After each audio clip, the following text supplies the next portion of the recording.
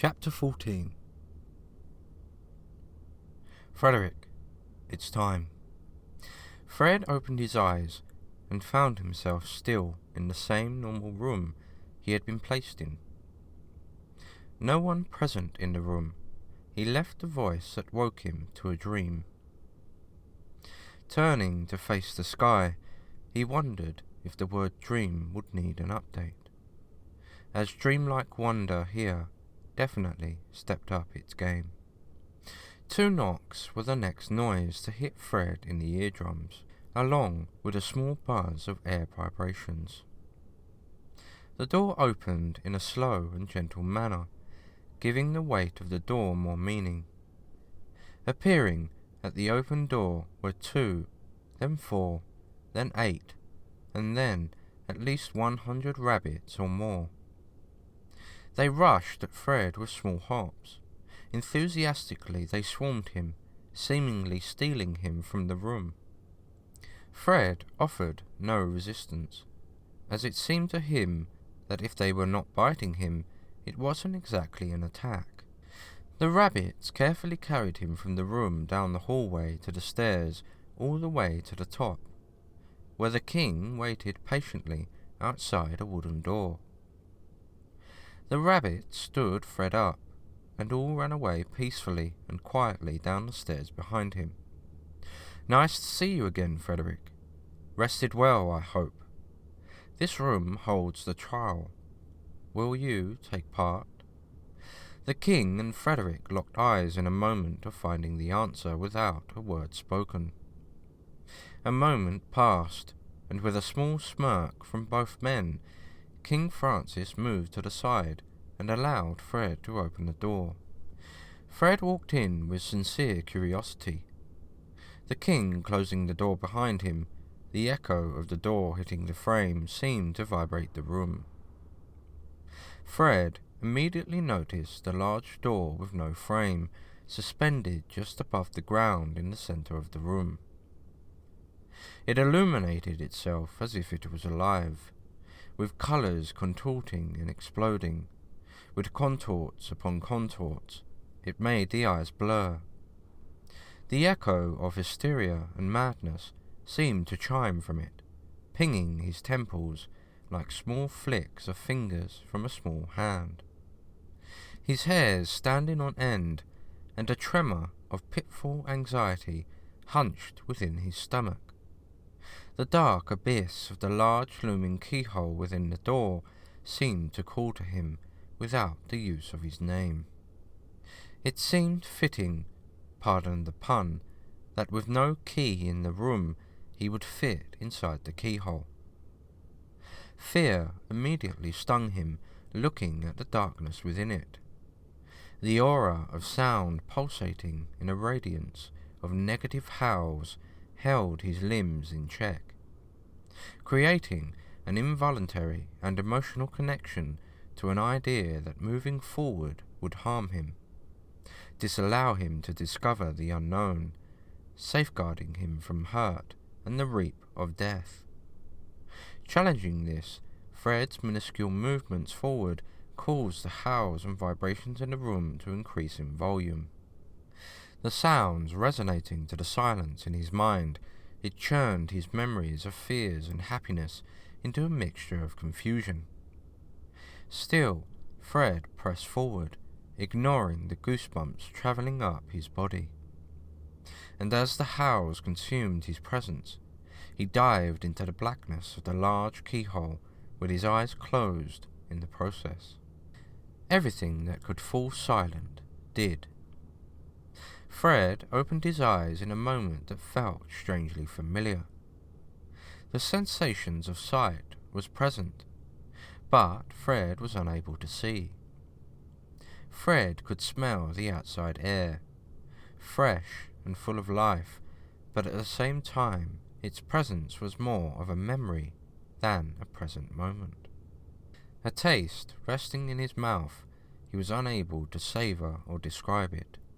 It vanished within moments' notice. His taste buds invigorated by passing time, the process of understanding, could never understand. Words whispered softly to the ear were being heard and understood, but at the same time his ears could not understand the language. Finally Fred reached out and felt the coarseness of tree bark. He knelt down to feel the long and needle-like grass, and it passed through his fingers like whiskers.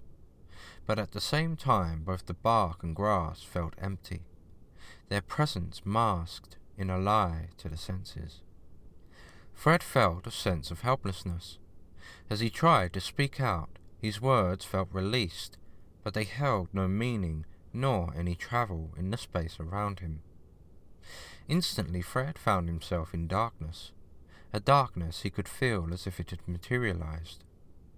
It felt to him like a variety of things life would offer anyone to touch. Metals of all kinds, all differing clothing materials, different formations of rock and nature, everything present all around him in a sensation that he was touching everything simultaneously. There was one issue. Fred could no longer feel himself. The weight of lifting his arms or legs, the twist or turn of his head, all feeling gone. Panic struck him. As he jabbed his body for the sensation of pain, he felt nothing. And then, wiggling his toes, he felt the emptiness under him. Swallowing him down, the darkness consumed him, and the sensation of falling through the air slowly began to fade from feeling. Fred could no longer tell what position he was in, or where he was going, or in what direction, but the last thing he could remember was falling. Falling seemed to be the constant in this madness pursuing him, an obsession with feeling that switched from one extreme to the next. Flowing sensations like emotions. His body felt no longer his own. Removed from the responsibility of its control, his mind was the only thing he had left. His soul was the only thing left. The falling, or the vision of falling, in complete darkness was never ending. Fred felt trapped in a pit of despair. But after some time he had regained himself and accepted his current situation for what it was. With no way to grab or touch anything, the only power he had was his mindset and what he wanted to happen in his mind. Fred hadn't come to the conclusion that he was just a falling soul, but he did conclude that there was a dreamlike state, and with that often we can change our dreams at the drop of a hat. Fred challenged the constant falling, and commanded himself to remain still. He shouted empty-sounding words into the darkness, and to no avail did he stop falling. This threw him off, and anxiety hit his stomach. In his last-ditch effort, he angrily said in his mind that he wished to stop falling. Just like that, the motion of falling had ceased.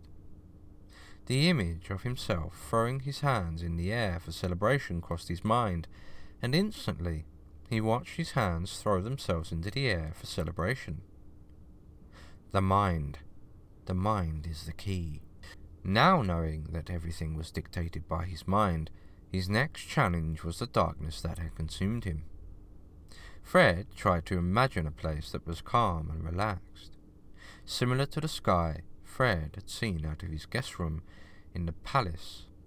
The colours presented themselves far away in the darkness. Applying themselves as if paint on a paintbrush, they bristled away the darkness from the furthest point, travelling at an approach easy for the eye to comprehend. Fred watched the darkness far from him and close to him become the relaxed place he had envisioned. He had control. His mind really was the key. After the painting of the surroundings around him had finished, Fred took one long pause to look at everything around him. The sky matched that of Earth, a soft baby blue, with small fluffs for clouds. The earth around him and to the distance was all golden sand.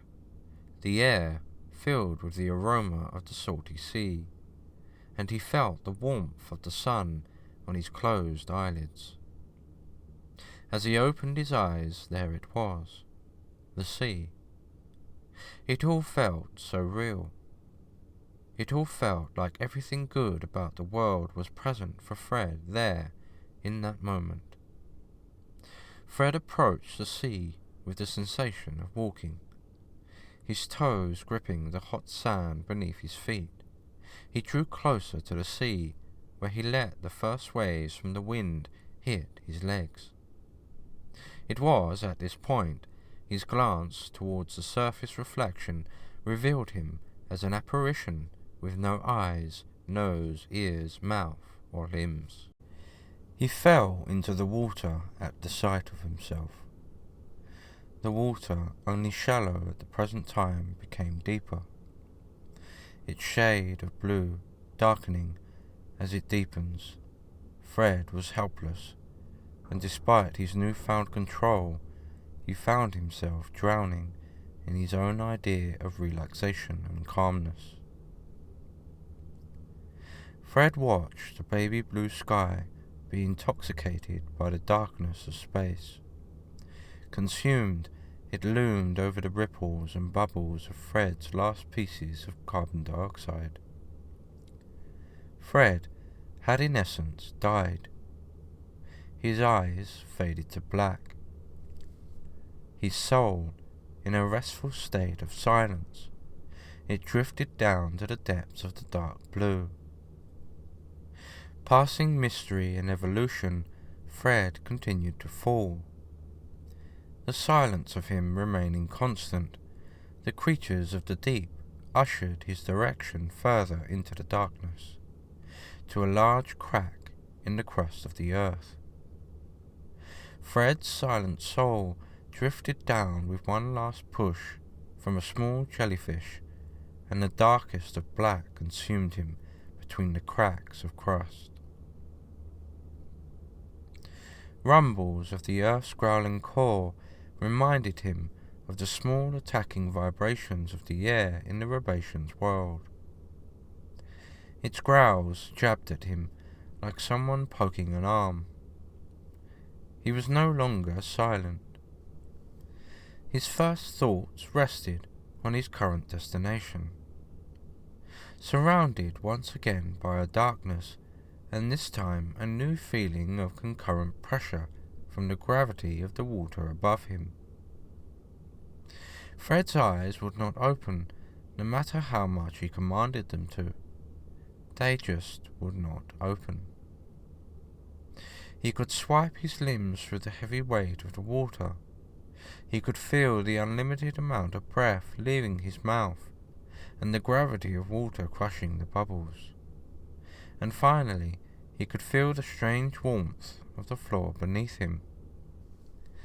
Unsure how everything happening was possible, he quickly adjusted his thinking to escape. "So, Fred, you have decided that you would like to work with us. Congratulations, Fred, on your 3rd year here. You're doing great." 6 years, Fred. Wow, that's amazing. 10 years. How could anyone stay here that long? Why are you not a CFO yet? Fred, why don't you ask for a pay rise? You deserve one, right? Rita is a general manager over at Oxford now. Why don't you follow suit? How do you ride the train every day? Why not drive? You're still alone? What is wrong with you, Fred? Want me to set you up? Time waits for no man, Fred. Surely you know that. Voices, over and over.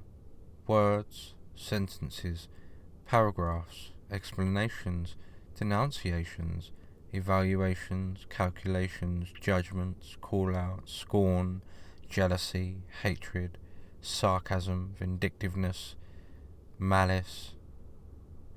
Everything at the same time, in a jumble of madness and language, hit him, as if the water held no weight, as if the water could not muffle the sound, as if his ears held no water.